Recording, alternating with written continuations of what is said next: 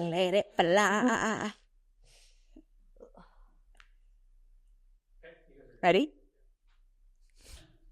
It's like just you and I. Here we are. So much distance between us. I'm like, Slippies unite. Okay, should we keep that in for our first coffee chat? I think we should. Okay, we're keeping that in, y'all. It's the raw and real. The raw and real. With the rebrand, we're really taking a turn here.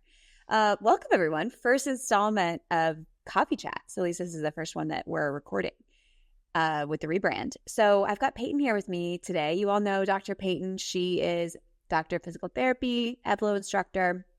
We're just going to chat about some trends that we're seeing and some questions that we're getting. Mm-hmm. I'll kick it off. So Payton, what do you think about weighted vest walking? I wouldn't say that I have a super strong opinion on it. So I think it's interesting. I feel like we've gotten this email a few more times lately, and especially from women who are perimenopausal or postmenopausal. We're getting the question from, I think, more. Yeah. I think it must be a trend in that space, in that world, for improving bone density. I see people in my neighborhood all the time walking with weighted vests, and they're always it's generally like older women. Okay. Yeah. So which makes sense. So with weight bearing activities, we tend to have improvements in bone mineral density. And I think that the idea is that adding on extra weight using a vest like to the trunk can further improve that. And I would say, like, if it doesn't cause you to have any increases in pain or feel any like ickiness in the low back or anything like that, then it's not going to hurt. Yeah. And it can be helpful.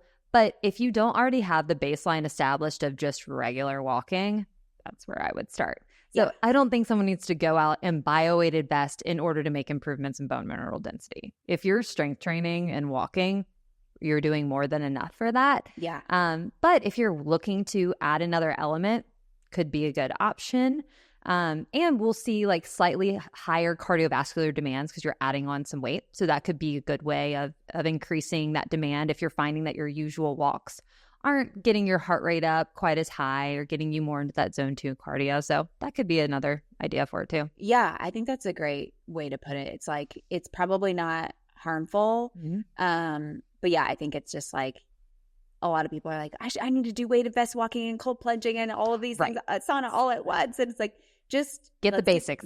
Just walk and strength train. You're probably going to see substantial increases in bone mineral density. Mm-hmm. But I like the idea of adding a weighted vest if you're like, yeah, my walks are just easy now. Like I'm walking fast and I'm still like my heart rate isn't getting up. So I think that's a great idea to like increase the load a little bit. Yeah. And if you're wanting to see your measurable changes, we've gotten that email before in conjunction with the question about the weighted vest about bone mineral density. The DEXA scan is the gold standard for checking on bone mineral density. So could be worth getting one annually just to check in, or working with a provider there. And then too, with weighted vests, it could also be an interesting element to add if you're struggling to increase weight for lower body exercises. It could be something interesting to look into to add, so you're not having to hold on to extra weight, but it's going to increase the load to the lower body muscles. How have I never thought about doing that? Coming to you live. Hello. Breaking news. You could do that with like step ups, lunges, like any standing exercises. Yeah. Obviously, if you're doing anything lying down for lower body, it's not going to change much. But yeah, any standing exercises, because it's not going to significantly increase or impact load to the spine. Right. Gravity's going straight down through the head. So that's a great idea. Yeah. We should start recommending that if people are struggling, because a lot of times people are struggling to hold a heavier weight because they're limited by the grip strength. Yes. So if you put on a weighted vest, then you get the increased load, increased demand to the legs and trunk. I love that.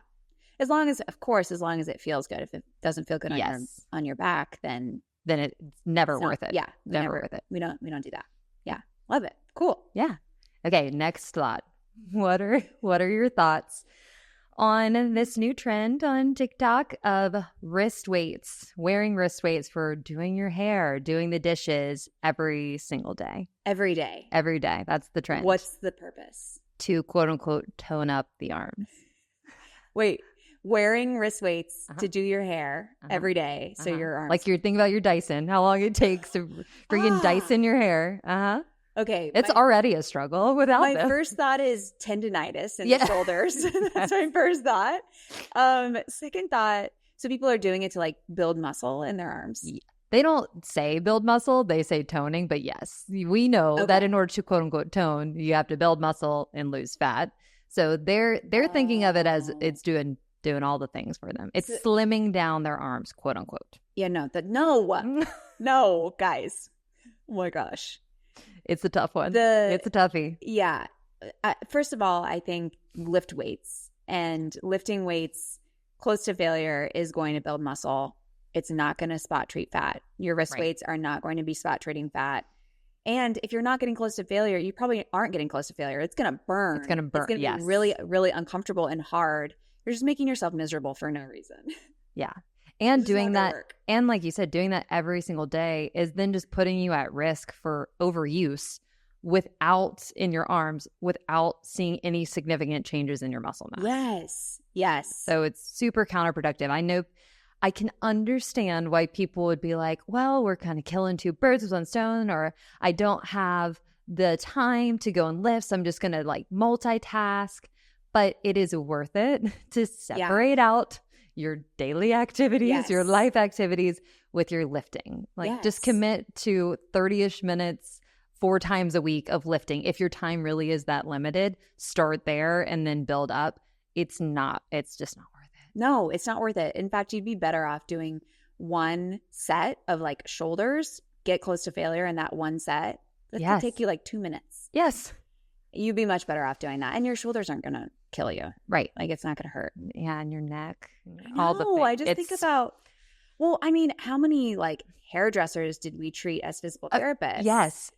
Shoulder and neck pain, because that's what they're doing all day long. They're holding their arms up all day long. They're probably looking at this trend. They're like, girls, take it from us. Yeah. I just picture my mom's best friend who's a hairdresser, Miss Dana, being like, girls, no, my shoulders have been rocked by this profession. Do not do this to yourselves. Please, no. Yes. Oh my gosh. And it's like, yeah, I'm sure hairdressers are also like, I've been doing this for years and I don't see any difference in my arms. It's not changing the quote unquote tone. Yeah.